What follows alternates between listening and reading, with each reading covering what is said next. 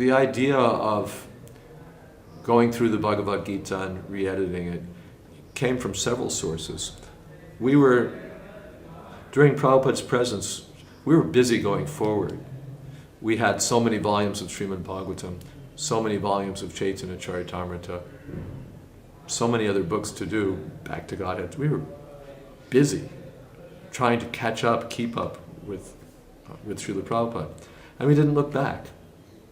We didn't look back and say, gee, second canto is really got a lot of issues in it. We didn't look back and say, what about this book, what about that book? We really didn't look back on Bhagavad Gita or the other books.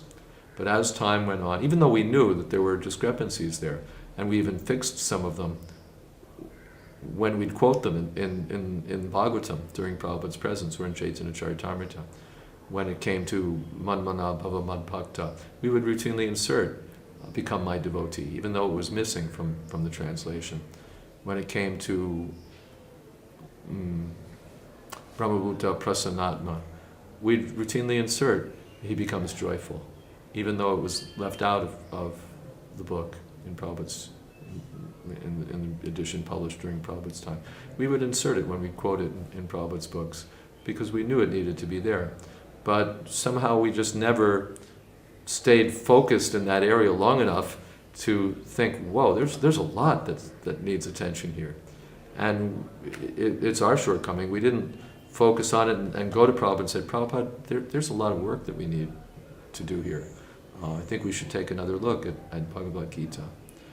Hayagriva independently undertook that for teachings of Lord Chaitanya. He just on his own initiative said, gee, this book really needs a lot of work, and he just undertook the project. Similarly, the second book he did, Teachings of Lord Chaitanya Nishopanishad. There were 2 or 3 books where he said that this needs work, and he took it upon himself. And Prabhupada approved. But Bhagavad Gita didn't come up until really after Prabhupada's disappearance, and the devotees were writing us, well, this verse, is this right? Is this sentence right? Is this verse right? What does this fruitive mean? They were coming to us. On top of that, we were getting questions from the translators. First of all, there were more readers now. More devotees means more readers. Then more translators in more languages. They were becoming more experienced also. And they were hitting us with questions. This looks like a mistake. That looks like a mistake. This, that.